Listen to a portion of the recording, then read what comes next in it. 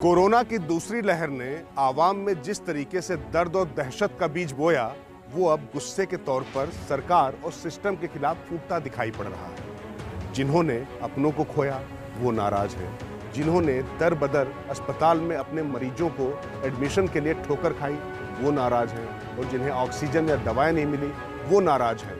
तो ऐसे में आने वाला साल जब चुनावी है तो संघ परिवार भी सक्रिय हो गया है और उसके माथे पर भी चिंता की लकीरें चढ़ गई। तो हम आपको बताते हैं कि कैसे दिल्ली में 3 दिन की जो संघ की बैठक चल रही है सरसंघ चालक मोहन भागवत की अध्यक्षता में, उसमें केंद्र सरकार के खिलाफ गुस्सा ना उपजे और ब्रांड मोदी को और ज्यादा उभार कर सामने लाया जाए, उसके लिए क्या प्लान है।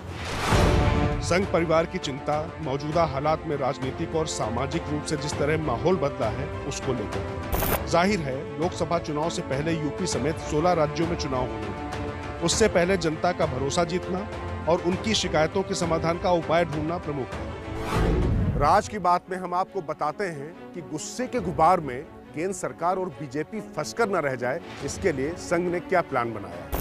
दरअसल संघ के नीति नियंताओं को ब्रांड मोदी में उनके कृतित्व और व्यक्तित्व में पूरा भरोसा है। उनको लगता है कि ब्रांड मोदी के साथ आगे बढ़कर कोरोना से उपजी जो समस्याएं हैं उनके कुछ ठोस समाधान दिए जाएं और उनके अंदर ये भरोसा जताया जाए कि ये सरकार और संगठन उनके लिए है। तो बात अभी इतनी खराब नहीं हुई है।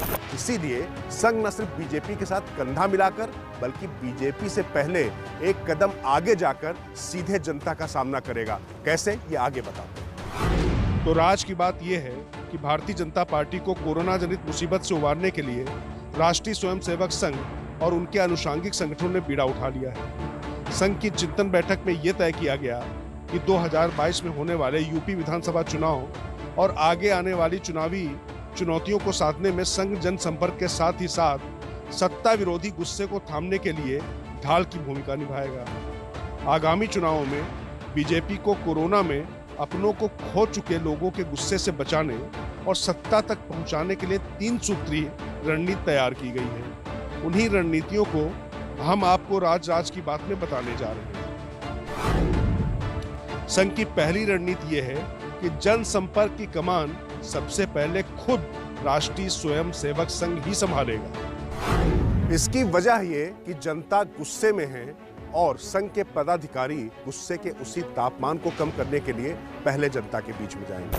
इस रणनीति में यह भी स्पष्ट किया गया, मंत्री या बड़े नेता सीधे जनता के बीच में अभी ना जाएं, ताकि जनता का गुस्सा सीधे उनके ऊपर ना फूटे। उससे पहले संघ के पदाधिकारी उनसे मिलेंगे और संघ के लोगों को इस तरीके से लोगों से कनेक्ट करना आता है, क्योंकि चिंता ये भी है कि अगर कहीं जनता ने कुछ बदसलूकी की और उसमें अगर कोई नेता अलग तरीके का या थोड़ा विषम तरीके का व्यवहार कर देता है तो वो सियासी रूप से बीजेपी के लिए भारी पड़ेगा। इसीलिए कुछ ठोस समाधानों के आश्वासन और कुछ होते हुए दिखने की भरोसा देने के बाद संघ जब ये अपना होमवर्क कर लेगा तब बीजेपी के बड़े पदाधिकारी और मंत्री जनता के बीच में जाएंगे।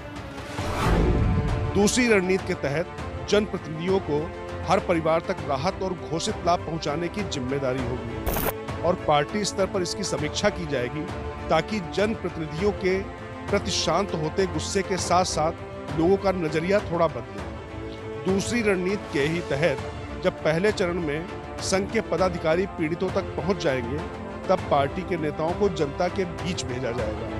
इन सब के बीच ये किसी से छिपा नहीं है कि कोरोना काल में अधिकारियों की लापरवाही, बड़बोलेपन और आंकड़ेबाजी ने सरकार की मुसीबत कई गुना ज्यादा बढ़ा दी है। तीसरी रणनीति इन्हीं अधिकारियों से जुड़ी है। सबसे बड़ी राज की बात यह है कि राहत पहुंचाने के मामले में अधिकारियों के आंकड़ेबाजी को राह में न आने देने का पूरा प्लान है। यानी कि राहत के कार्य में पूरी तरह से जनप्रतिनिधि लगे होंगे, उसमें अधिकारियों की दखलंदाजी कम से कम होगी। राज की बात यह है कि संघ अपने स्तर से कैसे ब्रांड मोदी की प्रतिष्ठा बहाल रहे उसका सर्वे करा रहा है। इसके लिए लोगों से सवाल पूछे जा रहे हैं और ये पता लगाने की कोशिश की जा रही है कि उसके सामने सबसे बड़ा मुद्दा क्या है, उसकी सबसे बड़ी परेशानी क्या है और सरकार का किन मुद्दों पर ध्यान चाहता है।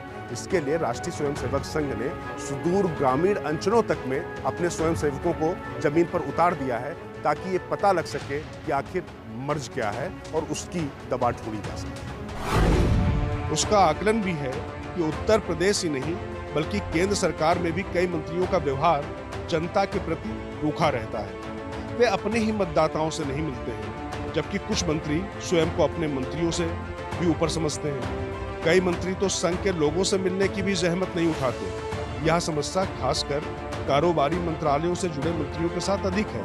ऐसे में उनके व्यवहार में सरलता लाने की सलाह संघ देगा। हालांकि संघ के बीजेपी को बचाने के प्लान के बारे में जब राष्ट्रीय स्वयंसेवक संघ के सूत्रों से बात की गई तो उन्होंने साफ इनकार किया।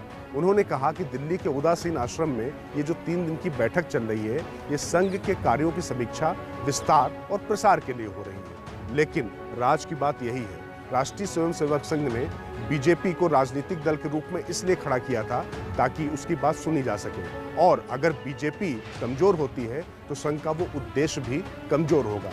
इसीलिए भाजपा की वैतरणी पार करने के लिए संघ खुलकर सामने आ गया है। अब ये देखने वाली बात होगी कि संघ ने जो आगे बढ़कर बीजेपी की मदद का प्लान बनाया है उसमें वो उसकी कितनी मदद कर पाता।